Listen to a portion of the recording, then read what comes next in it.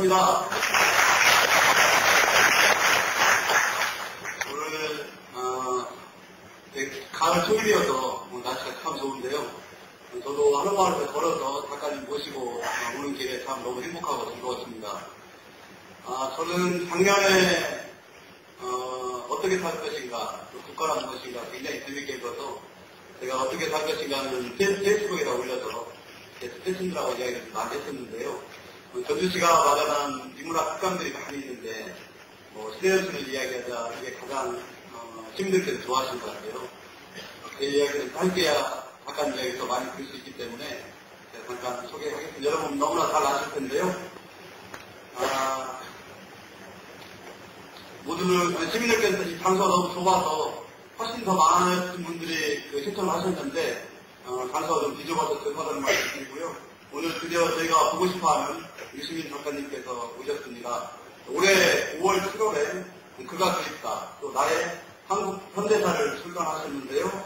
1987년에 출간한 분단시대 이후 무려 60여 권의 이런 저서를 가지고 계시고요. 16대, 17대 국회의원 역임하셨고 제44대 보건복지부 장관을 또 역임하셨습니다. 오늘 뜨거운 마음으로 또 환영한다는 마음으로 유시민 작가님을 큰 박수로 청해드리겠습니다.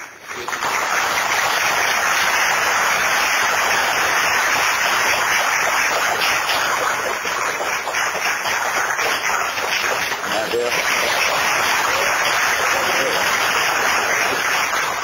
저는 식사를 한 게 앞서가지고요. 전국 도사모에서 오신 것 같아요. 꽃다발을 준비를 하셨다고 하네요. 그래서 이 드리겠습니다.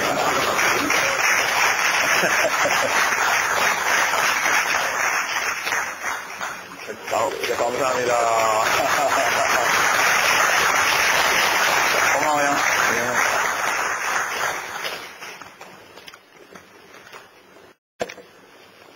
예, 안녕하세요. 예, 반갑습니다. 예. 먼저, 우리 평생학습센터 전주시 센터에서 초대해 주셔서 감사하고요. 또, 아까 시장님이 나와서 맞이해 주시고, 또 박선희 교육원 원장님께서도 환영해 주셔서, 제가 강연을 왕왕 다니고 있는데, 시장님이 나오셔서 밥도 주시고 이런 경우는 그렇게 흔치 않은데, 전주 시민들 돈으로 잘 먹었습니다.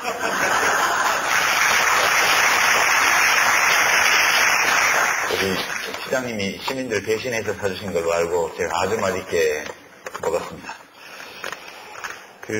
오늘 이 강연하고 토크 콘서트인데 사실 누가 저하고 토크를 하실지도 저는 잘 모르겠고요, 지금.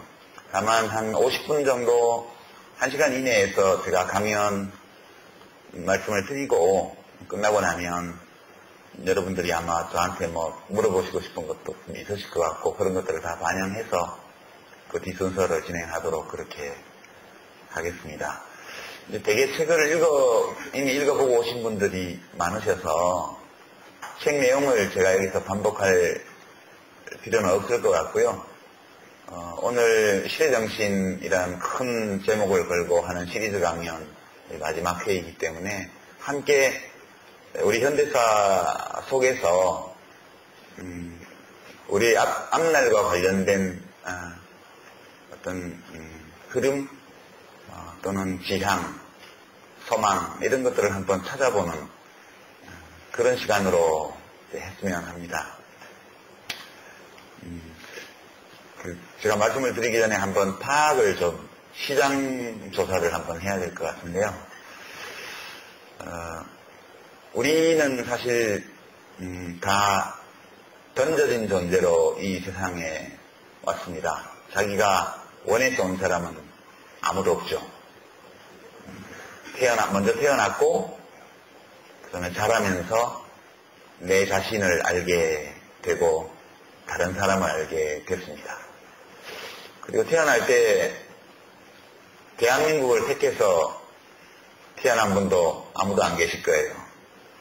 태어나서 보니까 내가 있고 나는 대한민국이라는 공동체에 속해 있는 사람이구나 하는 것을 알게 됩니다. 우리도 이 국적은 사실 우연에 의해서 그냥 운명적으로 주어진 거라서 어디 다른 나라로 이민을 가지 않는 한은 던져버리려도 던져버릴 수가 없는 그런 겁니다.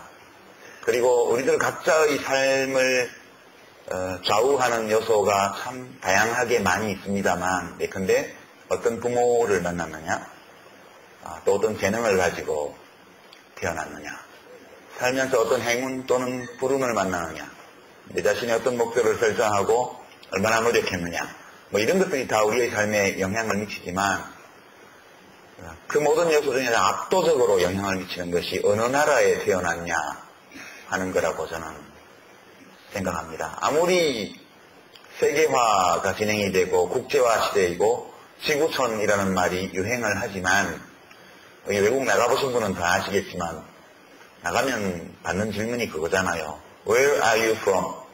너 어디서 왔니? 그렇게 물어봅니다. 그때 I'm from Korea. 나 한국서 왔어요. 라고 말하면 바로 반응이 옵니다. 요즘은 괜찮아요. 한국 하면 괜찮아요. 그러나 한 50년 전 우선 뭐 나가면 한국 사람이 나간 경우도 별로 없지만 한국 하면 반응이 별로 좋지 않은 정도가 아니라 아주 요즘 우리가 아프리카에 뭐 수단, 소말리아 요즘 한참 내전이 벌어지고 있는 뭐 어떤 중동 어느 지역 이런 것 같은 반응이 왔을 거예요. 우리들이 되게 우리가 살고 있는 이 공동체의 상태에 대해서 이런 상충하는 감정을 느끼죠. 이제 이런 감정을 자기 자신에 대해서 느낄 거예요. 또는 아버지, 어머니에 대해서도 자기 집, 고향 전주, 만약 전주분이 원래 전주에서 나고 자란 분이라면 나에 대해서도 마찬가지로 비슷한 상충하는 감정이 있을 수 있습니다. 난 내가 제일 잘 나가. 난 내가 제일 잘나서 이것부터 시작해서 난 쓸데없는 인간이야. 까지. 또는 우리 부모님 진짜 끝내줘부터 왜 이런 부모를 만났지. 이것까지요. 이 고향에 대해서도 우리 고향 진짜 짱이야. 부터 시작해서 진짜 싫어까지 아주 다양한 감정 중에 어느 하나를 우리가 느끼고 삽니다. 이게 되게 자연스러운 거거든요. 어떤 사람들은 이런 감정을 느끼는 그 자체를 어떤 허위의식이라거나 또는 어떤 집단주의, 전체주의 또는 누군가에 의해서 주입된 것 이렇게 주장하기도 하지만 사람이 되게 자기 자신에 대해서 자의식을 가지고 있고 자기 자신에 대해서 긍정적인 부정적인 어떤 감정을 느끼는 것처럼 내가 속해 있는 작은 공동체 또는 내가 속해 있는 아주 큰 공동체, 국가 인류라는 공동체에 우리가 이제 관념적으로는 속해 있긴 한데요. 아직 인류는 하나의 공동체가 아니에요. 70억 살고 있지만 하나의 공동체라고 말할 수가 없습니다. 우리가 속해 있는 가장 큰 공동체는 국가예요. 국민국가. 그래서 내가 거기에 속해 있고 내가 그 공동체의 일부를 이루고 있고 내가 하는 행동, 나의 삶이 그 공동체에서 영향을 받고 또한 내가 하는 모든 일들이 내가 속한 공동체에 거꾸로 또 영향을 미치기 때문에 마치 나 개인에 대해서 어떤 호불호 또는 자부심 또는 열패감 이런 감정을 느끼는 것처럼 다른 공동체에 대해서도 가장 큰 공동체인 국가에 대해서 그런 걸 느끼는 게 저는 아주 자연스러운 거라고 생각합니다. 아무리 이런 감정을 쫓아내려고 애를 써도 외면하려고 애를 써도 계속 이 감정은 우리를 따라다녀요. 만약 우리가 이 감정에서 벗어날 수 없는 것이라면 그러면 어떤 감정을 지니고 살아가는 것이 행복할까? 답은 뻔하죠. 내 자신에 대해서, 우리 집에 대해서, 우리 가족에 대해서, 부모님에 대해서, 내가 나온 학교에 대해서, 내가 살고 있는 이 지역에 대해서, 내가 한 국민으로서 속해 있는 국가라는 공동체, 대한민국에 대해서 어차피 어떤 감정이든 떨쳐버릴 수 없는 거라면 기왕이면 긍정적이고 밝은 감정을 느끼면서 살아가는 것이 그렇지 않은 경우보다 훨씬 행복하다고 말할 수 있습니다. 그래서 우리가 역사에 관심을 가지는 거죠. 도대체 왜 이런 평가를 하는 걸까요? 우리가 그것은 아마도 내가 가지고 있는 가치관, 나의 도덕관념, 또는 나의 인생관, 이런 것에 비추어 볼 때 여기가 충분히 괜찮아 보이면 더욱더 긍정적인 감정을 가지게 되고요. 내가 주관적으로 가지고 있는 그런 기준에 비추어 볼 때 여기가 너무 떨어지면 그런 부정적 감정을 느끼게 돼요. 그러니까 되게 아주 부정적인 평가를 하는 분들은 두 개 중에 한 개일 텐데요. 하나는 내가 살기가 너무 힘들어서, 내가 억울한 일을 너무 많이 당해서 그럴 수도 있고요. 나는 억울한 일을 별로 안 당하지만 내 주변에서 벌어지는 모든 일들을 볼 때 이 나라는 잘못됐어, 이럴 수도 있어요. 그래서 이 감정은 오로지 내가 당하는 어떤 일, 그런 것에만 근거를 두고 있는 것이 아니고 내가 살아가면서 직접 경험하는 것뿐만 아니라 목격하거나 간접적으로 듣고 책에서 읽고 신문에서 보고 방송에서 뉴스를 봄으로써 느끼게 되는 모든 것들을 간접 체험을 포함하고 있죠. 그리고 오늘의 대한민국이 이런 상태로 오기까지 역사가 있는 겁니다. 만약 50년 전에 아까 제가 한 시장조사를 했다고 하면 어땠을까요? 아마 50년 전에 전주시에 와서 시민들을 상대로 물어봤다면 훨씬 많은 사람들이 50년 전이면 1964년이에요. 그죠? 훨씬 많은 분들이 안 좋다의 손을 들었을 것 같아요. 제가 비유적으로 말씀을 드리면 일제강점기, 해방 직후의 혼란기, 한국전쟁 시기, 이때 대한민국에서 태어난 사람들은 로또로 치면 꽝을 뽑은 거예요. 꽝. 출생은 제비뽑기하고 비슷하니까요. 내가 뽑는 것도 아니에요. 누가 뽑아서 나한테 주는 거거든요. 내가 선택해서 온 것이 아니라 우리는 그냥 우연히 여기 던져졌기 때문에 던져진 다음에 나를 발견한 우리 입장에서 생각하면 여기가 꽝일 수도 있는 거예요. 그 시기에 대한민국은 로또로 치면 꽝인 나라였어요. 제가 태어난 1959년도인데요. 제가 태어난 1959년도 거의 꽝이었어요. 거의 꽝이었습니다.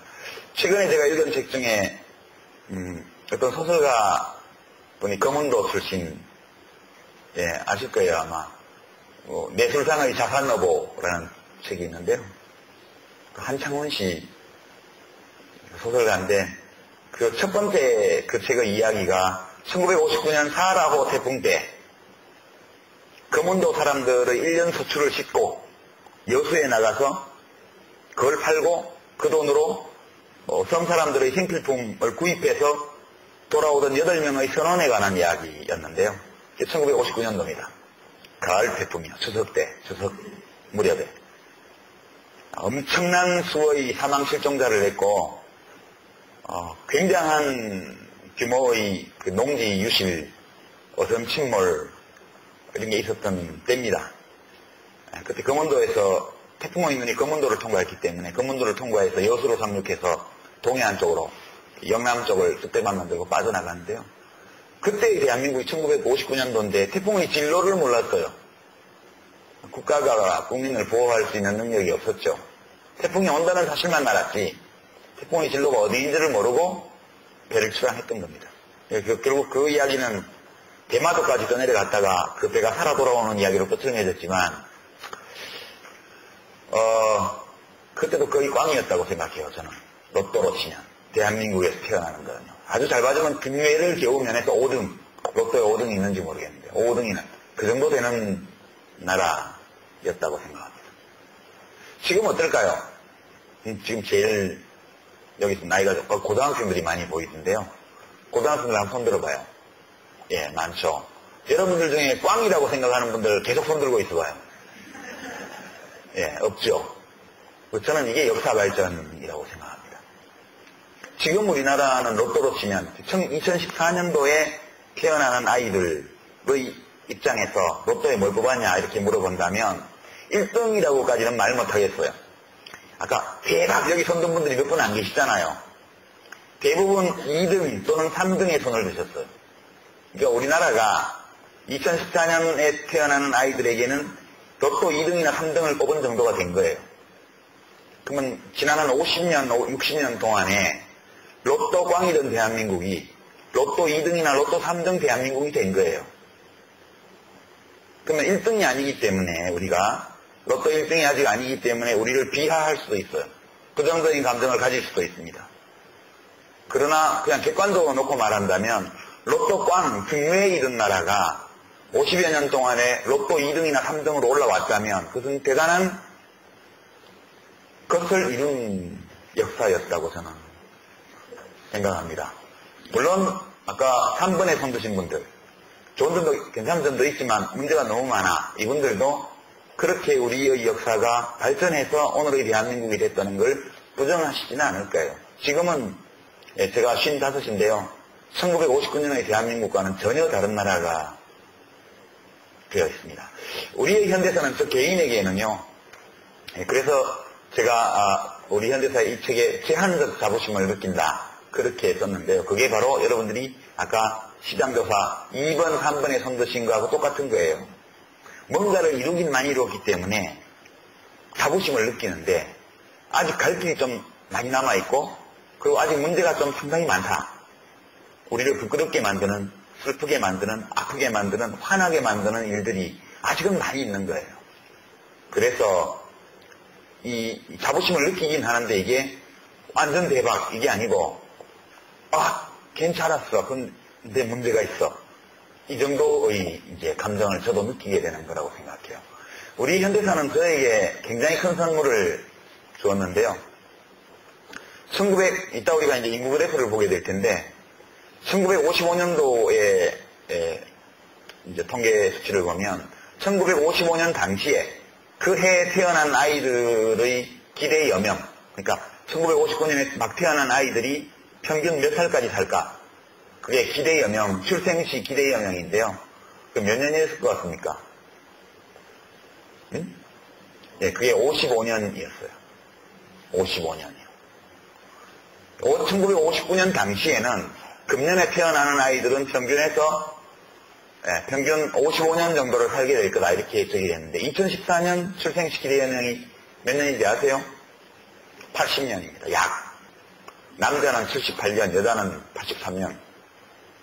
그러면 똑같은 대한민국에서 똑같지 않죠. 내용이 달라져 있지만 하여튼 국호는 나라 이름은 대한민국이에요. 같은 나라예요. 그 나라예요. 50년 전에. 같은 나라인데 55년 전에는 막 태어나는 아이들이 55년밖에 못 살 걸로 예측이 됐는데 지금은 80년 살 걸로 예측이 돼요. 제가 지금 55이거든요. 제가 지금 55이에요. 55번째 생일을 약 한 달 전에 제가 보냈거든요. 저는 제가 출생했을 당시에 그 로또에 써진 돈을 다 받았어요. 55년.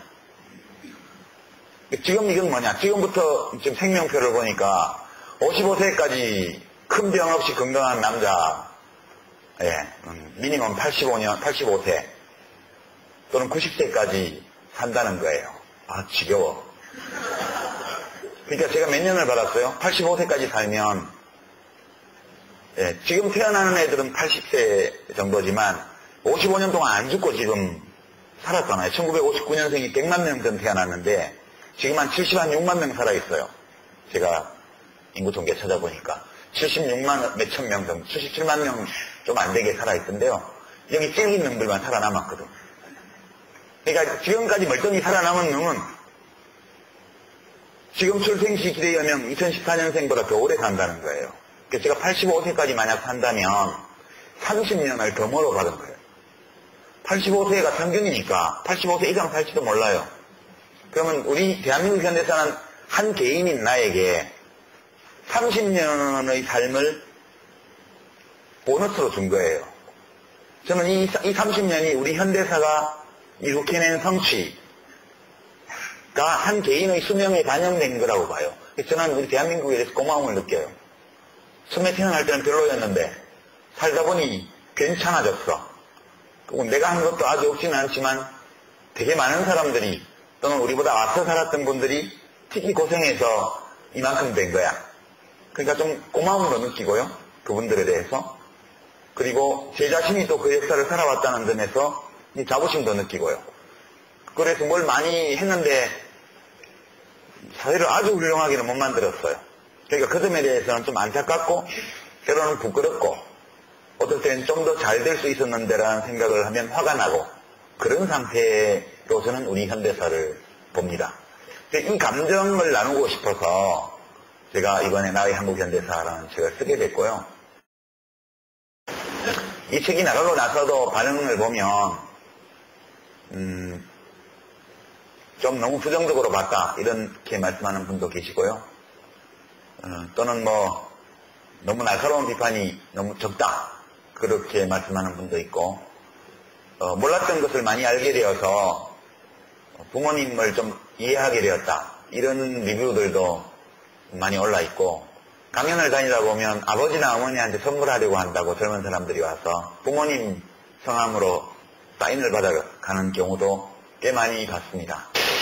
그래서 제가 이 책에서 나누려고 했던 게 사실이라기보다는 제가 그런 사실들을 선택해서 책을 쓴 거는 결국 이 사실에 어떤 감정을 입혀서 나누려고 했던 거고요. 저는 이제 이 제한적 자부심이라는 이 감정, 그 분노, 슬픔, 부끄러움을 동반하는 어떤 고마움, 이런 감정이 아주 자연스러운 인간적 감정이라고 생각합니다. 그렇게 말씀드리고요. 많은 정치인들이나 지식인들이 방송에 나와서 또는 신문 칼럼을 통해서 위대한 국민이라는 표현을 많이 씁니다. 근데 정치하는 사람들은 실제로 마음속으로 위대한 국민이라고 생각하는 사람을 저는 별로 못 봤어요. 진지하게 정말 국민이 위대하다는 생각을 하면서 꾸준히 정치를 했던 분들은 많지는 않았던 것 같아요. 김대중 대통령 같은 분이 이제 거의 종교적인 어떤 분위기를 입혀서 어떤 자기 자신의 인생의 소명으로 정치를 바라봤기 때문에 이제 국민들을 대할 때 그런 태도가 좀 뚜렷하게 나타났던 분 같고요. 저는 아니에요. 저는 속으로 좀 서운해하기도 하고요. 삐지기도 합니다. 국민들에 대해서. 그럼 저는 뭐 그래요. 저는 국민이 위대하다고 생각 안 합니다. 왜 그러냐 하면 우리 국민들은 위대하지도 비천하지도 않다고 생각하기 때문이에요. 어느 국민도 위대한 국민은 없다고 저는 생각합니다. 이 국민은 이 민주주의 국가의 왕인데요. 옛날 조선시대 왕들이 멍청한 왕도 있고 똑똑한 왕도 있고 사나운 왕도 있고 어진 왕도 있고 또 같은 왕도 뭐 세종대왕이라고 늘 착하기만 했나요? 세종대왕이 우리 과학자 장영실 선생이 어가를 만들었는데 그 어가 손잡이가 부러졌다고 해서 권장을 때려서 내줬잖아요. 그런 시대적 한계도 있었기 때문에 그 세종대왕도 마냥 모든 면에서 훌륭했던 분은 아니에요. 제 생각에는 인간적인 기준을 적용하면 그런 것처럼 이 민주주의 국가의 왕이라고 할 수 있는 국민들도 어떨 때는 현명한 일을 하고 어떨 때는 멍청한 일을 하고 어떨 때는 되게 착하게 굴고 어떨 때는 되게 못되게 굴어요. 어떨 때는 위대하게 보이고 어떨 때는 되게 못나 보여요. 우리만 그런 게 아니고요. 미국도 그렇잖아요. 뭐 부시 부자 아버지 아들을 다 대통령으로 뽑아주는가 하면 그렇게 뽑았던 국민이 흑인을 또 대통령으로 뽑기도 하잖아요. 요새는 또 힐러리가 대세를 하는데 여자도 뽑을지 모르고요. 우리 국민들도 어떤 대통령들을 뽑기도 했지만 또 다른 대통령들을 뽑기도 했잖아요. 똑같은 국민들이잖아요.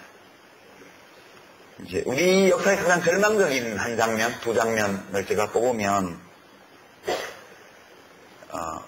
5.18 같은 경우는 그랬다 쳐요. 군인들 동원해서 총칼로 죽이니까 힘없는 국민들이 어떡하겠어요.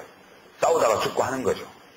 그렇지만 진짜 우리 국민들이 못나 보였을 때는요. 1972년 11월 21일 제일 못나 보였어요. 이날이 언제냐면 유신헌법 국민투표를 한 날이에요. 유신헌법 국민투표요. 유신헌법을 대통령이 헌법 개정안을 낼 권리도 없었어요. 그 전에 헌법에 따르면. 근데 그러니까 박정희 대통령이 평생 집권하려고 탱크를 동원해서 국회를 해산시켜버리고 헌법을 완전 무력화시키고 자기 마음대로 헌법 개정안을 만들어서 국민투표를 한 거예요. 이때 91.9%가 투표를 했고요. 놀랍죠? 91.9%예요, 투표율. 91.5%가 찬성했어요. 놀랍죠? 전 국민의 82%가 투표장에 가서 찬성표를 찍었어요. 투표장에 안 간 국민이 100명 중에 8명이었고요. 투표하러 가서 반대표를 찍은 사람도 100명 중에 8명이었어요. 아예 투표를 안 간 8명하고 투표하러 가서 반대표를 찍은 8명, 그 8%를 합치면 전체 국민 중에 15명만이, 100명 중에 15명만이 투표를 안 하거나 가서 반대표를 찍었고요. 100명 중에 85명이 가서 찬성표를 찍었다고요. 이 엉터리 독재법에, 선거를 없애버리는 총통제법에 찬성표를 던졌습니다. 두 번째 만났을 때가요, 1980년 10월 22일인데요. 이때는 이상한 머리 벗겨진 아저씨가 나와가지고 자기 마음대로 헌법 개정안을 만들어서 50헌법이라서 국민투표를 했습니다. 이때는요, 투표율이 유신 때보다 더 높아요. 95.5%예요, 투표율이. 찬성률이 91.6%입니다. 0.1% 올라갔어요. 이때는요, 투표하러 안 가거나 투표하러 가서 반대표를 찍은 사람이 11명, 12명밖에 안 돼요. 100명 중에. 100명 중에 87명 정도가 투표장에 가서 찬성표를 찍었어요. 진짜 못났잖아요. 독재자들이 총칼로 국민을 죽이고 찬반 토론도 없고 아무것도 없이 했는데 왜 했을까? 이유가 되게 세 가지가 있죠. 첫째는 독재를 해야 돼. 조선놈은 안 돼. 여자하고 북어는 사흘에 한 번씩 패야 되고 조선놈도 패야 이래. 이런 사고방식이 있습니다. 우리나라에는. 일제시대 때부터 있어온 거예요. 독재를 해야 돼. 조선놈들은. 이렇게 독재를 찬성하는 사람들은 흔쾌히 가서 찍었고요. 두 번째로 이거 맞는 건지 옳은 건지 아닌지 잘 모르겠는데 나라에서 한다는데 뭐 나라에서 한다니까 가서 찍어줘야지 해서 별 판단 안 하고 찍은 사람이 있고요. 세 번째는 이건 잘못된 거야 라고 생각하면서 가서 찬성표를 찍은 사람이 있어요. 왜? 투표하러 안 가면 통관장이 안 갔다는 걸 알게 될까봐. 그러면 국가에 협조 안 하는 사람이 되니까 혹시 무슨 불이익을 당할 수 있잖아요. 일단 갔어요. 가서 기표소에 들어가서 반대표를 찍으려고 보니까 혹시 누가 알면 어떡하지? 누가 알겠어요. 아무도 모르지. 그렇지만 혹시 누가 알지 모른다는 두려움 때문에 찍은 거죠. 공포감, 두려움, 불이익을 받을 위험, 잠재적 위험 이런 것 때문에 두려워서 찬성표를 찍은 사람이 또 굉장히 많죠. 이렇게 해서 세 그룹으로 구성된 사람들이 다 모인 게 100명 중에 85명, 87명입니다. 명백히 국민투표장에 가서 찬성표를 찍었어요. 이걸 근거로 어떤 분들은 박정희 전두환 씨의 독재가 대중의 승인과 동의를 받은 독재였다고 얘기하기도 합니다. 그냥 뭐라고 얘기를 하든 진짜 못난 모습이거든요. 이걸 보고 어떻게 위대한 국민이라고 말할 수 있어요. 그렇지만 이 50헌법 국민투표를 한 지 불과 7년 후에 500만 명의 국민들이 각 한날 한시에 거리로 쏟아져 나왔습니다. 독재, 타도, 후헌철폐, 직선쟁취. 똑같은 국민이에요. 그땐 또 위대해 보이잖아요. 그러놓고 또 양김씨가 분열했다고 해서 또 노태우 씨를 또 찍어갖고 대통령 만들어버렸어요. 아니 웃기잖아요. 실컷 데모해가지고 엎어놓고 대통령은 또 그 정권의 2인자를 찍어주고요. 되게 멍청해 보이죠. 아니 양김씨가 단일화 안 한 게 잘못이라고 쳐요. 그것도 그게 총칼로 막 국민들을 몇백 명 죽이고 몇천 명을 부상을 입히고 이런 범죄를 저지르고 조단위의 부정부패를 한 자들보다 더 큰 잘못이에요. 그가 더 찍어주게. 멍청한 거거든요. 그리고 10년이 지나서 그 다음에는 이인재 씨의 결정적인 도움을 받아서 국민들이 김대중 대통령을 뽑았습니다. 최초의 정권개혁을 평화적으로 이룩하는 업적을 성취를 하죠. 이렇게 되어온 거거든요. 그러니까 저는 국민이 위대하다고 생각하지 않습니다. 그냥 국민들은요, 자기 하고 싶은 걸 해요. 근데 그 하고 싶은 하는 것이 때로 정상적인 방향으로 가기도 하고 이상한 방향으로 가기도 하고요. 하고 싶은 것은 정상적인데 그걸 하는 방법에 대해서 사기꾼 거짓말쟁이가 와서 얘기하는 걸 믿고 거기 홀랑 따라가기도 하고요. 올바른 얘기를 하는 사람을 배척하기도 해요. 그럼 몇 번 사기당해보고 난 다음에서야 이거 아닌 것 같네 싶으면 또 제대로 물건을 구입하기도 하고요. 그런 존재라고 생각해요. 우리 개개인이 그런 것처럼. 우리들 자신은 완벽한 존재가 아니거든요. 우리 인간, 역사라는 것은 인간이 만드는 건데, 인간이 불완전해요. 인간 자신이 악마와 천사의 중간계에 있는 존재거든요. 제가 이제 잘 인용하는 이야기인데, 웹툰 작가 강풀 씨가 저한테 해준 얘기예요. 고양이 얘기요. 그 양반이 서울 성파구에서 길고양이 밥 주는 걸로 유명한 사람이잖아요. 고양이 밥을 조금 주면요, 영역다툼을 한대요. 구역딱 정해놓고 못 들어오게 싸우고, 혼자 먹고, 밥을 많이 주면요, 같이 먹는데요, 한 접시 위에서. 밥이 모자라지 않는 한 안 싸운대요, 밥 때문에. 근데 밥이 모자라면 절대 나눠 먹는 법이 없대요. 인간은 어때요? 인간은 밥이 남아돌아도 싸워요. 밥 가지고요. 죽이고 살리고. 그런데 동시에 밥이 모자라도 나눠 먹어요. 그러니까 밥이 모자라는데 나눠 먹을 수 있는 존재는 인간밖에 없고, 밥이 남아 돌아가는데도 밥 때문에 싸우는 것도 인간밖에 없대요. 그러니까 우리는 그런 존재, 굉장히 어중간한 존재고요. 우리가 보고 듣고 느끼는 모든 것들 다 어중간해요. 우리들이 가지고 있는 우리가 자아라는 것, 우리가 가지고 있는 자아, 우리가 느끼는 감정, 이 모두가 다 뇌에서 느끼는 건데, 뇌 활동이잖아요. 우리들이 가지고 있는 자아관념 그 자체가 물질이 아니에요. 그래서 옛날에는 그걸 영혼이라고 얘기를 했지만, 여하튼 영혼인지 뭔지는 모르지만 우리들이 가지고 있는 자아라는 관념, 자유의지를 행사하는 주체로서의 자아, 철학적 주체, 이거는 물질이 아니에요. 그것은 우리 뇌세포의 활동의 결과로 생겨난 비물질적인 어떤 거거든요. 근데 그게 물질을 움직이잖아요. 우리 몸을 그 자아가 움직여요. 물질이 물질 아닌 것을 만들어내고 물질이 아닌 것이 다시 물질을 움직이는 이상한 과정을 우리는 하고 있는 건데요. 이 기능을 하는 뇌라는 이 기관이 수십만 년 전에 만들어진 거잖아요. 우리가 수렵 채집을 하고 살아갈 때 만들어진 뇌거든요. 오작동도 굉장히 잘하고요. 대충대충 해요. 우리 뇌는 정밀한 게 아니고요. 대충대충 한다고 그래요. 뭐든지 다 뭐라 그럽니까? 그걸 일정한 전형으로 만들어서 기억을 저장하고 그걸 활용한다고 그래요. 그래서 기억이 다 달라요. 나이가 드신 분들뿐만 아니라 젊은 사람들도요, 되게 자기가 남한테 베푼 거는 오래 기억하고요, 남이 자기한테 베풀어준 거는 오래 기억 못해요. 그리고 원수진 거는 되게 오래 기억하고요, 은혜 입은 거는 금방 잊어버려요. 하여튼 우리 뇌는 아주 기가 막히게 정밀한 기관이긴 한데 대충대충 작동하는 그런 이상한 기관이라고 뇌과학자들이 얘기를 하더라고요. 우리가 이 수렵 채집 시대에 만들어진, 수십만 년 전에 만들어진 100년 내외의 작은 공동체에 속해서 살아온 수십만 년의 세월 동안에 형성된 이 기관을 가지고 이 스마트폰이 지배하는 이 정보통신혁명의 시대를 우리가 살고 있는 거예요. 거기서 오작동이 굉장히 많이 일어난다고 그러더라고요. 그래서 우리 자신을 불신할 필요도 없지만 그렇게 믿어서도 안 된다. 자기 자신의 기억조차도 너무 믿지는 말라고 그렇게 과학자들은 이야기를 합니다. 그래서 이제 우리 앞에 지난 시기는 그렇다 치죠. 제가 이번 책에 1959년하고 2014년을 비교를 했고요. 단면을 딱 잘라서 우리들의 사는 모습이 어떻게 바뀌었는지를 봤고요.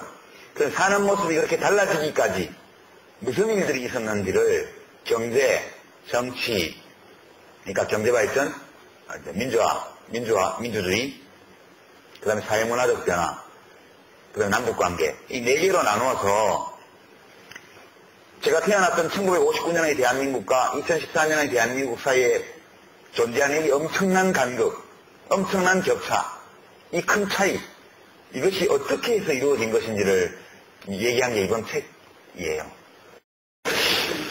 제가 이제 이 책의 말미에, 사람들은 흔히 말하기 시대정신, 그렇게 표현을 합니다만은, 대통령 선거를 5년마다 하는데 5년마다 시대정신이 바뀌겠어요? 저는 그것도 좀 웃긴다고 생각해요. 저도 정치할 때는 우리의 시대정신이 어쩌고 뭐 이렇게 나가서 했지만 그 얘기를 할 때도 속으로는 웃기고 있어. 제 스스로.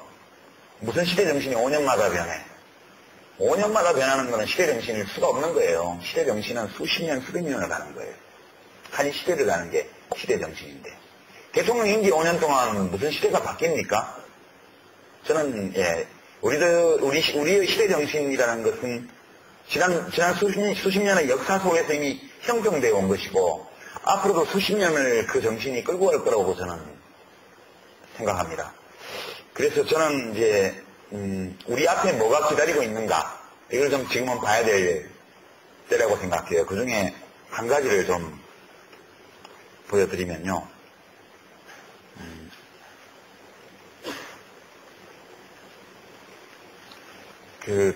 우리도 이제 동물 종이거든요. 인간도 좀 특별한 종이긴 한데요.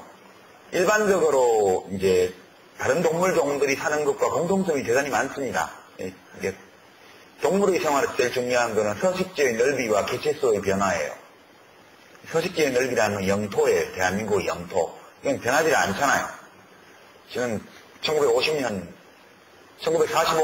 분단 이후에 지금까지 북쪽은 철조망으로 차단되고 동서남 삼면은 바다로 차단된 자그마한 섬나라 10만 평방킬로미터밖에 안 되는 이 작은 섬나라에서 우리가 살았습니다. 1980년대 후반에 해외여행이 자유화 되기 전까지는 국가의 허락 없이는 이 나라 밖으로 한 걸음도 못 나가던 국민이에요, 우리가.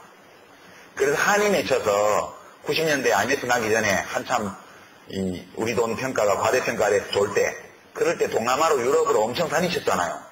그러다가 IMF가 났죠. 한이 맺혔으니까 그렇게 한 거예요. 지금도 왜 사람들이 그렇게 외국으로 많이 나갈까? 아직도 당군 할아버지들이 5천년 동안 못 나가고 살았기 때문에 한 맺힌 거예요. 근데 그 기간에 인구가 2배로 늘었어요. 한정된 서식지 안에서 한국인이란 이 집단의 개체수가 2배로 는 거예요. 그것까지는 좋은데 이게 1960년도의 인구 피라미드입니다. 이 그래프 보시면 이쪽은 남자고 이쪽은 오른쪽은 여자예요. 파란 거는. 이게 피라미드잖아요. 진짜 위에는 숫자가 적고 밑에는 이렇게 많이 태어나요. 이게 지금 50만 명 넘잖아요. 남자가. 여자도 한 50만 명 되고요. 1960년도에 100만 명 넘게 났다는 뜻입니다. 그런데 막 엄청 빨리 죽어요. 막 줄어들어요. 그래서 피라미드죠. 이게 후진국형이거든요. 출생률도 높고 사망률도 높아요. 평균 수명은 짧고요. 그것이 모든 걸 말해줍니다.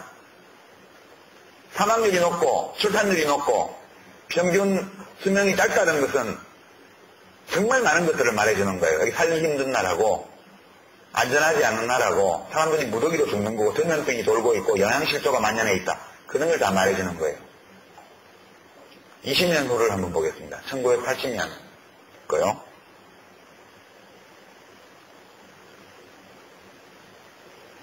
이거 아닌데. 이거 맞구나.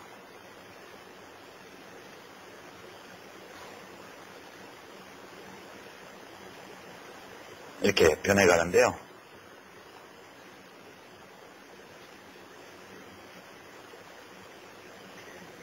여기 1980년입니다.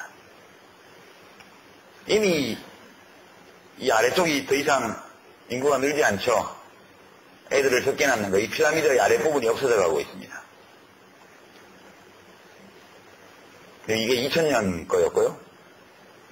오늘 2014년 거를 한번 보시겠습니다. 이 2060년이에요.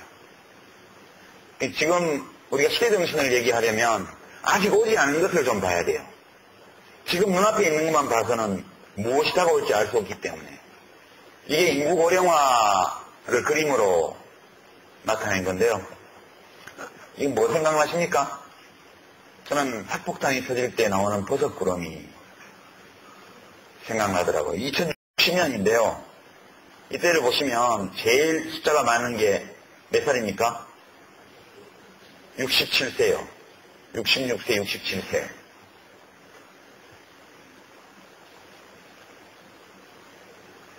그렇게 내려와서 여기는 지금 15만 명이 안 돼요. 30만 명이 안 됩니다. 밑에는. 그러면 25살, 여기인데 25살부터 60살까지 일하는 사람들이 이 아래쪽과 이 위를 다 매겨 살려야 된다면, 그러면 그 해 발생하는 소득을 가지고 이 인구를 지탱하는 것은 불가능하다는 것을 금방 아실 수 있을 거예요. 이 2014년 현재를 한번 보시면, 이게 2014년도 인구 피라미드가 아니고 인구 그림이에요. 인구 그래프인데, 이게 한국 현대사를 압축해서 보여주는 그림입니다. 시간이 다 돼가네. 여기 보시면, 이렇게 여자 쪽보다는 남자 쪽이 변화가 뚜렷이 보여요. 여기 첫 번째 쏙 들어간 거 있죠? 쏙 들어간 게 이게, 광복 전후의 혼란기입니다. 1943년생에서 1948년생이에요. 그 다음에 이제 여기 지나가고 나서 이렇게 늘어나다가 갑자기 딱 멈춰요. 이게 한국전쟁입니다. 남자들이 다 전쟁터에 끌려가고 사람들은 다 피난 다니고 하기 때문에 애를 낳을 수가 없어요. 무슨 하늘을 봐야 별을 따죠. 그 와중에도 낳은 분들이 대단한 거죠. 세 번째 여기가 인구 폭발이 일어납니다. 전쟁 후에요. 여기가 베이비붐이거든요. 이게 베이비붐, 전후 베이비붐입니다. 1953년부터 1969년, 70년까지요. 이때 엄청나게 많은 숫자를 낳게 되죠. 여기 보시면 거의 지금 현재 살아있는 게 이만큼이니까 그때 낳았을 때는 이걸 넘어섰다고 봐야죠. 50만 명. 100만 명 넘게 태어난 사람들이 지금 제가 55세니까요. 제가 용이거든요. 돼지띠, 개띠, 쥐띠, 소띠. 예, 여기 토끼띠. 여기가 61, 62, 63, 64년생들이 숫자가 엄청 많아요. 여기 다 100만 명 넘게 태어났습니다. 근데 갑자기 쏙 들어가요, 여기. 왜 들어갔냐? 요때 애를 낳았어야 될 사람들이 누구냐 하면, 요때 태어난 사람이에요. 1943년에서 1948년 사이에 태어난 사람들이 요때 애를 낳는 시기가 된 거예요. 요 숫자가 적었기 때문에 여기도 쏙 들어간 겁니다. 4번. 슬픈 얘기죠, 그죠? 그러면 이제 베이비붐이 이렇게 해서 여기 또 쏙 들어가요. 5번은 뭘까? 5번은 한국전쟁 때 사람이 적게 낳기 때문에 한국전쟁 때 태어난 사람들이 부모가 될 나이에 쏙 들어갑니다, 다시. 6은 1차 베이비붐, 요때 전후 1차 베이비붐, 2차 베이비붐, 1차 베이비붐이 숫자가 많기 때문에 엄마 아빠가 많으니까 애도 많은 거예요. 그래서 7번 여기 왜 쏙 들어갔냐? 요때는 요 5번에 있는 사람들이, 4번에 있는 사람들이 부모가 된 때예요. 요 숫자가 적기 때문에 1번에서 4번으로 7번으로 영향이 이렇게 온 겁니다. 왔고, 요 세대는 취업난이 좀 덜했어요. 응? 원래 덜해야 맞아요. 우리 경제가 정상적이라면. 그런데도 이제 마찬가지긴 하지만 좀 덜 힘든 세대고요. 이제 8번에서 갑자기 쫙 줄어듭니다, 이때. 8번. 이제 7번 때부터 가족계획 사업이 시작이 돼가지고 8번으로 가면서 쭉 줄어들어서 인구가 이제 여기 보시면 한 13세, 14세니까 이게 1990년경에 이제 신생아 수가 50만 명 밑으로 떨어지게 됩니다. 그리고 한국이 세계 최저출산 국가로 등극하게 되는 때죠. 우리나라 이 인구 변화 속도는요, 전 세계 역사, 인구 변화의 역사에서 유례가 없었던 거예요. 이렇게 빨리 인구가, 출산율이 감소한 거는, 이제 일본이 세계 챔피언이었는데, 한국이 가볍게 일본을 추월했고요. 지금 현재 세계 챔피언인데, 앞으로 우리를 추월할 나라가 한 나라 있습니다. 중국이요. 우리는 셋만 낳아서 키우자. 둘만 낳아서 키우자. 잘 키운 딸 하나, 열 하나 안 부럽다. 이렇게 구호가 변해왔는데, 그전에는 낳는 대로, 생긴 대로 다 나오면 거짓골을 넘겨난다. 그런 구호로 시작을 해요. 중국은 아예 법으로 소수민족 제외하고는 전부 하나밖에 못 낳게 했잖아요. 그러니까 중국이 조만간 고령화 속도에서 한국을 추월할 거라고 봅니다. 이렇게 해서 세월이 계속 가면 지금 예측으로는 2060년 경에는 이 구조가 되게 되어 있습니다. 이거는 이제 사회 전체의 위기예요. 제가 볼 때는 사회 전체의 위기가 오는 거고요. 지금 국민연금을 왜 참여정부 때 급여 수준을 깎는 걸 하려고 그렇게 애를 썼냐. 지금 공무원연금이 왜 문제가 되느냐? 공무원연금, 군인연금, 사학연금이. 이 구조가 예견되어 있기 때문에 만약 현재의 구조를 공적연금들이 그냥 가져간다면 이 윗세대, 국민연금 포함해서 이 세대가 타선한 모든 돈을 이 숫자가 많지 않은 이 생산 연령에서 다 내야 돼요. 세금 형태로요. 그러니까 자기들 모아놓은 거는 한 70세 될 때까지 다 써버리고 80세 될 때까지 80세 먹어서 죽을 때까지는 이 자식들, 손주들이 내는 세금으로 먹고 살아야 돼요. 근데 지금 현재의 급여 수준 가지고는 이걸 감당할 수 없기 때문에 문제가 터지기 전에 손을 대야 된다 해서 나온 게 공적연금 개혁이고요. 정년 연장이 왜 나오냐? 예, 이 구조로 갈 때는 60세 정년 가지고는 사회가 유지가 안 돼요. 그럼 우리가 그러면 이때 2060년의 노인 세대가 해마다 이 젊은 세대가 만들어내는 부가가치를 가지고 살아가는데 충분치 않다면 그건 뭔가 자산을 가지고 있어야 돼요. 자산을, 집을 녹여서 먹고 살아야 돼요. 근데 모든 고령 세대들이 자산을 전부 국내에만 갖고 있으면 한꺼번에 모든 자산이 현금으로 바뀌기 위해서 시장에 나올 거예요. 그러면 국내 경제에는 어마어마한 자산 버블의 붕괴 현상이 일어나게 되어 있습니다. 그래서 자산의 상당 부분을 우리와는 인구 사이클이 전혀 다른, 경제 사이클이 아주 다른 외국에다가 자산을 쌓아야 돼요. 유럽 나라들이 다 이런 식으로 해서 고령화 위기를 극복을 했거든요. 근데 지금 우리가 가지고 있는 뇌라는 기관은 지극히 자기중심적이에요. 그리고 몇십 년 후의 일을 잘 인지를 못해요. 당장 눈앞에 거, 이걸 중심으로 본다고요. 우리가 듣는 음파도요, 초음파, 고주파나 저주파는 못 듣고 중간 것만 듣고요. 빛도요, 보라색하고 빨간색으로 보이는 것 사이에 있는 중간 파장빛만 봐요. 자외선이나 적외선, 파장이 긴 것, 파장이 짧은 거는 아예 우리가 인지를 못합니다. 너무 빨리 가는 것도 못 보고요. 너무 느리게 가도 그게 가는지 안 가는지 몰라요. 엄청 작은 것도 육안으로 못 보지만 엄청 큰 것도 못 봐요. 되게 어중간한 존재인데 문제는 우리들의 시야가 가까운 현대 또는 아주 가까운 예견되는 미래에 갇히는 경우가 대단히 많기 때문에 이런 일들이 생물학적으로 벌어지고 있는데도 불구하고 우리가 이것이 무엇을 의미하는지를 인지를 못해요. 사람들이. 그래서 이 얘기를 하면서 국민연금도 손을 미리 봐야 되고 다른 공적연금도 손을 봐야 되고 노동시장 구조도 다 바꿔야 되고 그 다음에 우리의 가옥 주택구조도 유니버셜 디자인으로 이 노약자들이 생활하는데 아무 시장이 없는 문턱 하나도 없고 이렇게 되는 구조로 전부 바꿔야 된다라고 아무리 얘기를 해도 사람들은 현재 구매력을 가진 사람들은 50대들이기 때문에 자기중심적으로 그리고 현재와 5년, 10년 정도의 가까운 미래만 보면서 의사결정을 하는 거예요. 아무리 얘기를 해도 듣지를 않아요. 그러니까 민주주의 정치에서는 다수가 의사결정을 하기 때문에 이런 얘기를 아무리 해도 적은 수의 사람들만이 이 문제를 인지해요. 대다수의 사람들은 문제 인지를 못해요. 아무리 얘기를 해도 접수가 안 돼요. 접수가. 그런 것들 때문에 굉장히 사회가 위태로워져 가고 있는 게 지금 상황이라고 보고요.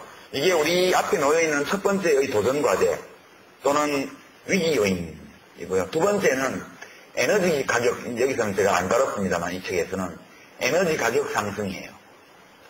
글로벌한 거예요. 전 지구적인 거예요. 인간들이 너무 많은 에너지를 써가지고 더 이상 파넬 에너지가 없어요. 그래서 셰릴가스가 나와서 석유를 대체한다고 하지만 그것도 시간 문제거든요, 어차피.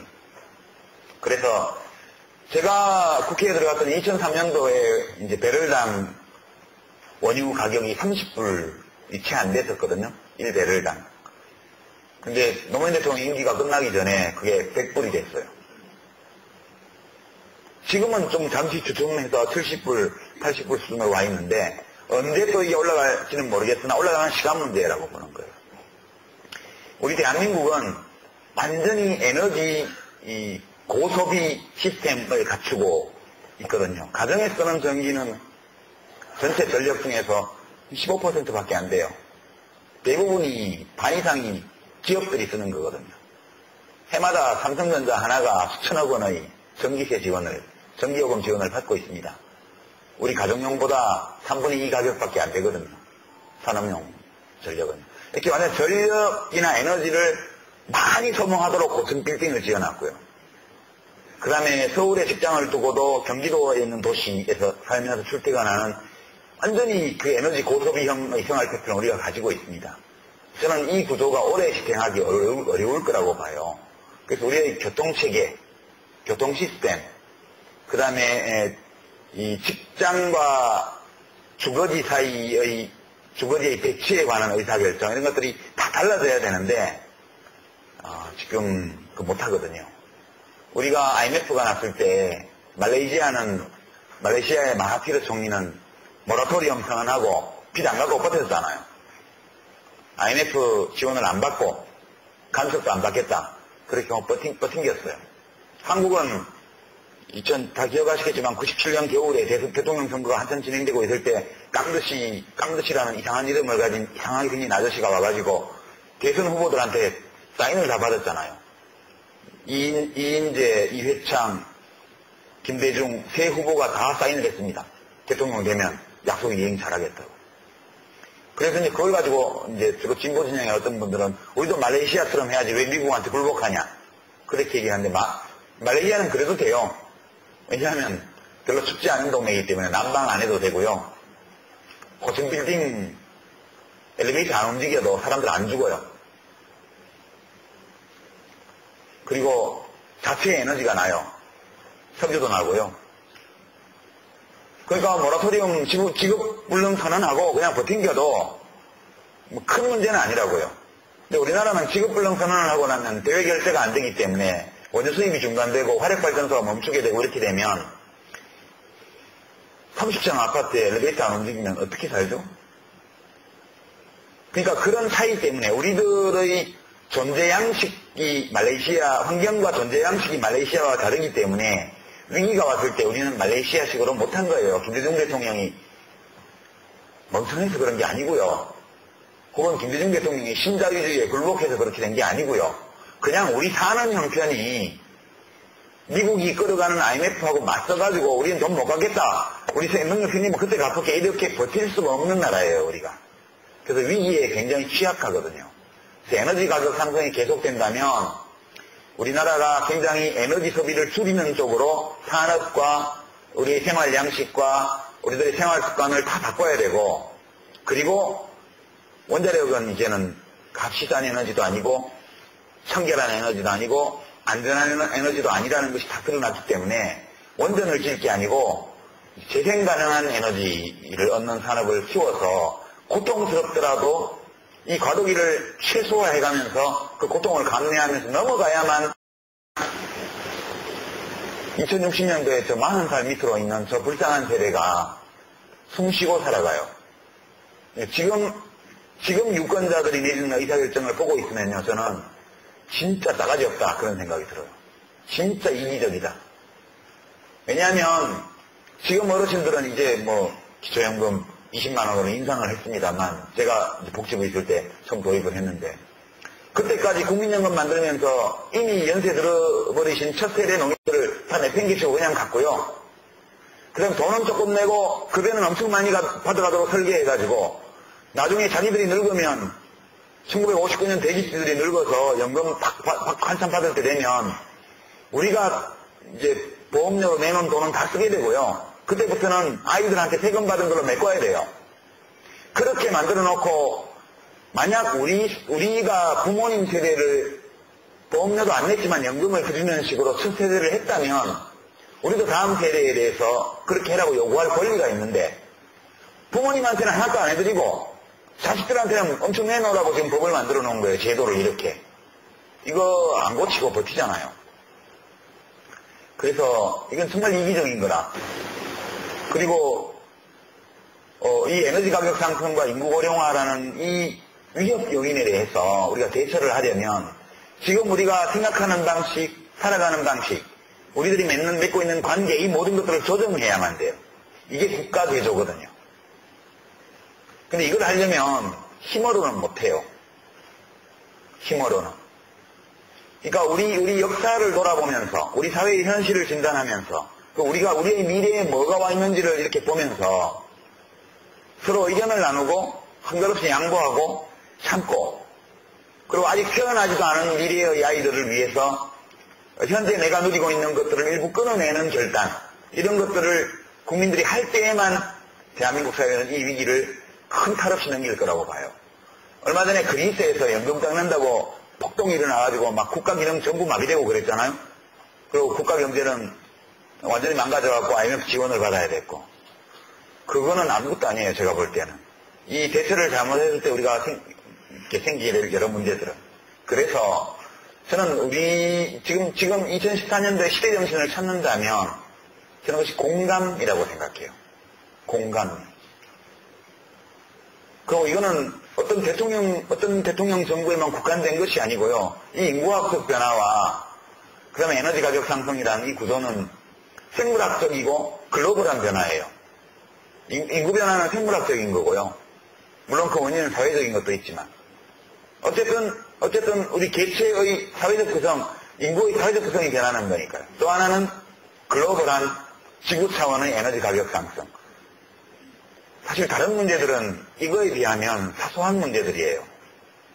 뭐 누굴 대통령으로 뽑냐, 어느 당이 뭐 의회에서 과반수를 가냐, 이런 것들은 지금 우리 앞에 다가오고 있는 이 삶의 문제들을 생각하면 되게 사소한 문제라고 저는 생각을 해요. 근데 안타깝게도 지금 청와대나 청와대도 그렇고 국회도 그렇고 뭐 언론도 그렇고 시민사회도 그렇고 우리 눈에 지금 잘 안 보이지만, 우리가 잘 인지를 못하지만, 코앞에 와 있는 이 위기적 요인에 대한 논의가 거의 없이 지나가고 있다는 거. 이런 것들이 저는 시대정신의 실종이라고 봐요.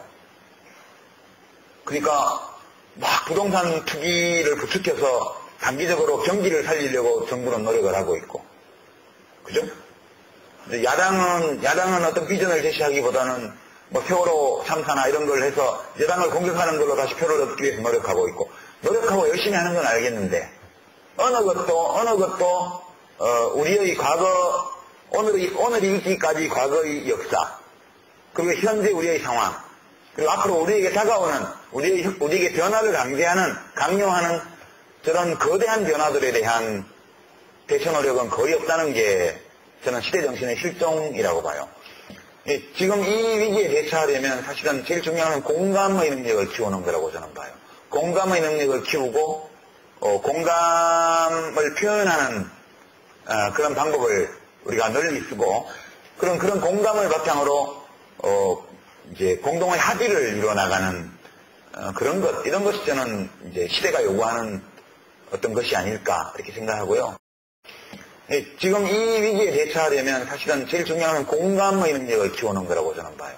공감의 능력을 키우고 공감을 표현하는 그런 방법을 우리가 널리 쓰고, 그런 공감을 바탕으로 이제 공동의 합의를 이루어나가는 그런 것, 이런 것이 저는 이제 시대가 요구하는 어떤 것이 아닐까 이렇게 생각하고요. 그럼 우리가 그걸 잘 못하고 있을까 이렇게 본다면, 이제 마무리하면서 이렇게 공감할 수 있는 능력이라는 것은 누가 가르쳐서 되는 것이 아니고 원래 우리한테 있는 거라고 그래요. 저는 역사에 대해서 희망을 가지는 이유가, 지금까지 인류가 문명 발생에 의해 10,000년 가까운 세월 동안 엄청나게 우리의 삶을 바꿔놨는데, 우리 스스로 이 모든 문명의 발전과 변화가 어디서 온 거냐라고 묻는다면, 그것은 인간 바깥에 있는 어떤 절대자의 설계라든가 섭리라든가 이런 것일 수는 없는 것이고, 인간 자신이 가지고 있는 어떤 특성이 표현되어서 여기까지 온 거라고 생각해요. 많은 사람들이 주장하기를 경쟁이 없이는 발전이 없다 그렇게 말하는데, 그 맞는 말이라고 생각해요. 경쟁이 없으면 발전이 없어요. 그러나 경쟁만으로 발전할 수 있느냐, 그 또한 아니라고 보거든요. 경쟁이 문명 발전의 한 축이었다면 공감과 상호 구조, 협력, 이런 것들 역시 마찬가지로 중요한 축이었다고 저는 생각합니다. 인간의 생활이 복잡해졌고 인간의 힘이 커졌기 때문에, 그래서 우리 인간이 자기 손으로 만든 것으로 지구 표면 전체를 폭파시켜서 모든 생명체를 7번 이상 절멸시킬 수 있는 양의 핵폭탄을 이미 가지고 있고요. 우리들의 산업을 통해서 내뿜는 그런 인위적으로 만들어낸 기체들로 인해서 원래 있던 지구 대기의 화학적인 구성이 바뀌었잖아요, 지금. 온난화, 상공의 오존층 파괴, 이 모든 것들이 다 인간이 일으킨 거예요. 인간의 능력이 지구 대기의 구성에 변화를 줄 만큼 커졌거든요. 옛날처럼 우리가 어떻게 하든 우리가 살고 있는 이 지구 행성에 영향을 미칠 수 없는 때 같으면 막 해도 어떨지 모르겠어요. 지금은 이미 그런 단계를 벗어나서 인간의 힘이 글로벌한 영향력을 가지게 됐는데 우리들의 뇌는 여전히 수렵 시대에 살았던 부족 단계의 그 본능, 부족 본능, 오상 편가르고 차별하고 낯선 거에 대해서는 적대감을 보이고 우리 편끼리 뭉치고 이게 부족 본능이거든요. 우리들의 삶은 글로벌해졌지만 우리들의 뇌는 여전히 부족 본능이 지배하는 뇌예요. 이 불일치, 이 모순, 이것이 갈수록 심해져 가고 있기 때문에 지금은 우리가 가지고 있는 자연이 우리에게 준 능력, 공감의 능력, 그게 우리 대뇌피질 전체에 퍼져 있는 미러뉴런, 거울신경세포라고 과학자들이 부르는 그 거울신경세포 시스템이 인간의 뇌에 대뇌피질의 전체에 깔려있기 때문에 그것이 문명을 만든 원동력이라고 과학자들은 이야기합니다. 그게 원래 우리한테 있는 거거든요. 남이 우는 거 보면 나도 눈물이 나고, 남이 아픈 걸 보면 안타깝고, 남이 어떤 사람이 죄 없이 죽는 걸 보면 가슴이 아프고, 그리고 그 가슴 아픈 거, 슬픈 거, 이런 것들을 표현하고, 그것을 표현하기 위해서 자기가 가지고 있는 사적인 자원을 다른 사람의 고통을 들어주기 위해서 내놓고, 이런 것들이 협동과 상호구조, 공감의 기초거든요. 그 능력이 많이 표현되는 것이 진보예요. 현대국가와 고대 중세나 고대 국가의 차이가 뭐냐 이렇게 본다면 현대국가는 사람들이 느끼는 이 공감을 표현하고자 하는 욕구 이런 것들을 국가가 이미 많이 받아줘가지고 그래서 국가가 하고 있잖아요. 국민기초생활보장제도. 이거는 밥 굽는 사람, 국을 하는 사람을 볼 때 우리가 느끼는 불편함, 아픔, 안타까움, 슬픔 이런 것들이 너무 크기 때문에 국가가 그 제도를 만들어서 생계를 도저히 못 이어가는 사람은 동사무소에서 신고를 하면 최저생계비를 주도록 그렇게 했잖아요. 이게 이제 김대중 대통령이 하신 거죠. 2000년도에요. 그 IMF 위기가 와서 국가적으로 엄청 어려웠던 시기에 이 제도를 당군 이래 처음으로 도입한 거 아니에요. 부족한 점이 많고 하지만. 그러니까 국가가 고대국가와 현대국가의 차이는 고대국가는 폭력, 권력을 가진 자들이 그 폭력으로 질서 유지를 해주는 대가로 모든 것을 빼앗아갈 수 있는 힘을 행사하던 그런 공감이 아니라 폭력의 힘으로 지배하는 국가였다면 지금은 대통령을 뽑는 방식부터 시작해서 국가의 기능까지 우리가 원래부터 자연으로부터 받은 이 공감의 능력, 이 공감을 표현하고자 하는 의지 이런 것들을 많이 받아준 국가이기 때문에 이것이 문명화된 국가거든요. 우리 역사가 가야 될 방향은 여기 있는 거라고 저는 생각해요. 국가라는 것은 우리와 동떨어진 어떤 추상적인 것도 아니고 우리를 지배하고 관리하고 감독하기만 하는 그런 어떤 폭력을 보유한 그런 합법적인 폭력을 보유한 어떤 집단인 것만도 아니고 국가는 우리 자신이 가지고 있는 내면의 욕구, 소망, 우리들의 지향 이런 것들을 제도로 표현해주는 인간 공동체로 발전해 왔어요. 앞으로도 그리 발전해 갈 걸로 저는 생각합니다. 우리 대한민국이 처음에 말씀드린 것처럼 괜찮은데 좀 창피한 게 부끄러운 게 화나는 게 아직 많아 라고 말할 때 이 뒷부분이요. 이 뒷부분을 계속 줄여준다면 그러면 이 앞부분에 나온 것들이 더욱더 커질 거예요. 그럼 앞으로 한 30년, 40년 후에는 다시 어떤 사람이 여기 이런 강연을 해서 여러분들은 대한민국에 대해서 어떻게 생각해요? 여기서 태어난 거? 1. 대박 손들어봐요. 이러면 한 반쯤 손드는. 그게 역사의 발전이라고 저는 생각하고 그와 같은 변화를 이뤄내기 위해서는 우리 자신이 공감하는 능력을 억누르지 말아야 돼요. 이걸 사람들이 억눌러요. 원래 다 가지고 있는데요. 세월호에서 죽은 아이들을 보면 많이 아픈 건 다 마찬가지예요.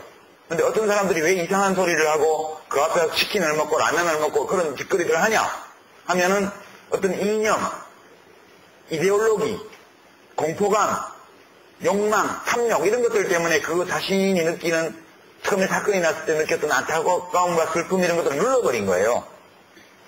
그러니까 이제 세월호 참사를 이유로 대통령을 비판하니까 나는 대통령을 좋아하는데 왜 내가 좋아하는 대통령을 이 세월호 걸 가지고 비판을 해? 대통령이 침몰시켰어? 이러면서 이제 그 얘기하는 사람 미워하기 시작하면서 유족들이 미워지고 그래서 처음에 자기가 가졌던 연민, 같이 느꼈던 슬픔, 아픔 이런 것들을 그 사람들이 스스로 눌러버린 거예요. 이런 사람이 많아지면 대한민국은 희망이 없다고 저는 생각해요. 이것은 단순히 세월호 사건에서만 문제가 되는 게 아니에요. 뭐 공과금 남겨놓고 스스로 목숨을 끊은 세모녀 자살 사건을 볼 때도 사람들 마음이 아프잖아요. 이 마음이 아파하는 사람들이야말로 국가의 진화, 역사의 진전을 가지고 오는 주역이에요. 그게 무슨 어느 계급이 역사를 바꾸는 게 아니고요. 우리들이 느끼는 어떤 감정이 세상을 바꿔요. 근데 너무 많은 사람들이 이 자연스러운 감정을 어떤 이데올로기나 이념이나 정치적 욕망이나 이런 것들 때문에 짓누르고 있는 거예요, 스스로. 우리들은요, 과거 독재 아래에서 자기 표현을 억누르면서 50년을 살았고요. 분단체제에서 혹시라도 북한하고 한통속이라고 빨갱이로 몰릴까봐 겁이 나서 이런 것들 또 억눌렀고요. 그 다음에 지난 한 7년째 어쩐지 사회가 좀 덜 자유로운 사회로 가는 것 같고 누군가는 우리를 감시하는 것 같고 뭔가 권력 가진 사람에게 밑보이면 불이익을 당할 것 같은 그런 두려움 이런 것들이 우리로 하여금 스스로 공감의 능력을 발휘하지 못하게 하거나 그것을 억누르게 만드는 요인으로 되고 있다고 저는 생각합니다. 그러니까 진짜 혁명, 진짜 진보, 진짜 역사의 발전이라는 것은 표면상 보기에는 밖으로 드러나는 어떤 집단적인 행위 또는 개별적인 행위를 통해서 이루어지는 것 같지만 그런 행위를 만들어내는 힘 그 자체는 좀 그것이 우리들 각자의 마음속에 있는 감정이라고 생각해요. 우리의 시대 정신은 공감할 수 있는 마음이고요. 우리 삶의 모든 영역에서 이 공감의 힘을 얼마나 많이 다양하게, 집요하게, 꾸준히, 조직적으로 표현하느냐에 우리 역사의 미래가 달려있다. 제레미 르프킨이라는 굉장히 유명한 학자가 몇 년 전에 낸 책에 공감의 시대라는 책이 있어요. 굉장히 두꺼운 책이고 좀 재미없어요, 읽어보면. 그 책에서 말하는 바는 제가 얘기하는 거하고 똑같더라고요. 결국 앞으로 인류의 미래를 더 훌륭한 쪽으로 변화시킬 수 있다면 그 힘은 공감할 수 있는 능력에서 나온다. 이게 이제 아주 거칠게 말해서 그 책의 결론이에요. 저도 느끼고요. 지금 최근에 한국의 정치 상황을 규정하는 전선, 이 어떤 것이냐 이렇게 문다면 이것은 여야 간의 전선도 아니고요. 경상도 전라도의 전선도 아니고요. 진보 보수의 전선도 아니고요. 공감과 비공감 사이의 전선이라고 저는 봐요. 인간성과 비인간화 사이의 전선이고요. 이게 동떨어지는 문제가 아니라는 것.